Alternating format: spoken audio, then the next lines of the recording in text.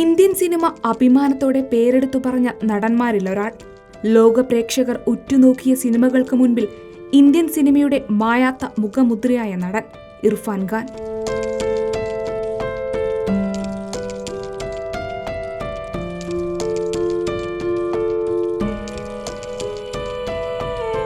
ചെയ്യാൻ ബാക്കിവെച്ച ഒട്ടനവധി കഥാപാത്രങ്ങളും ഇനിയും പറയാനുള്ള സിനിമാ ജീവിതയാത്രകളും ഇർഫാൻ ഖാനെ സ്നേഹിക്കുന്ന പ്രേക്ഷകരുടെ ഉള്ളിൽ ഒരു ശൂന്യതയായി ബാക്കി നിൽക്കുകയാണ്.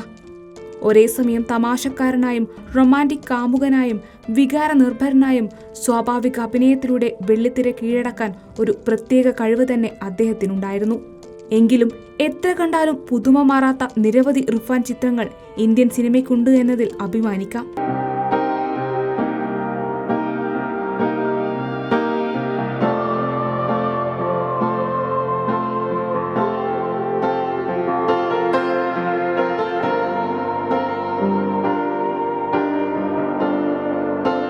താരപരിവേഷത്തിൽ ഒതുങ്ങുന്നതിൽ ഇർഫാന് താല്പര്യമില്ലായിരുന്നു. സെക്കൻഡുകൾ മിന്നിമറയുന്ന പരസ്യചിത്രത്തിൽ എത്ര നിസ്സാരമായ വേഷത്തിൽ പോലും അഭിനയിച്ച അദ്ദേഹം തന്റെ തുറിച്ച കണ്ണുകളിലെ അതിസൂക്ഷ്മ ചലനങ്ങളിലൂടെ സ്വാഭാവിക അഭിനയത്തെ വെള്ളിത്തിരയിലേക്ക് എത്തിച്ചു. ചലച്ചിത്രങ്ങളിൽ കൂടാതെ സീരിയലുകളിലും നാടക തിയേറ്റർ വേദികളിലും ഇർഫാൻ അഭിനയിച്ചിട്ടുണ്ട്.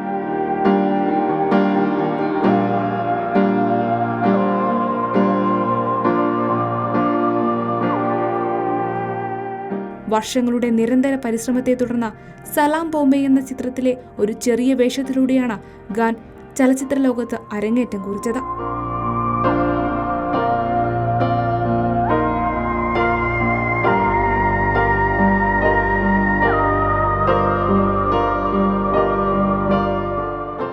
ഓസ്കാർ നാമനിർദ്ദേശം ലഭിച്ച സലാം ബോംബെ എന്ന ചിത്രത്തിലൂടെ ഇന്ത്യൻ സിനിമാ ലോകത്തെ ഇതിഹാസ താരമായി ഇർഫാൻ ഖാൻ മാറുകയായിരുന്നു. Life in A metro, lunch box, English medium തുടങ്ങിയ ചിത്രങ്ങൾക്ക് ശേഷം ക്യാൻസറിനെ തുടർന്ന് 2020 ഏപ്രിൽ 29 ഇർഫാൻ ഖാൻ ലോകത്തോട് വിട പറഞ്ഞത്.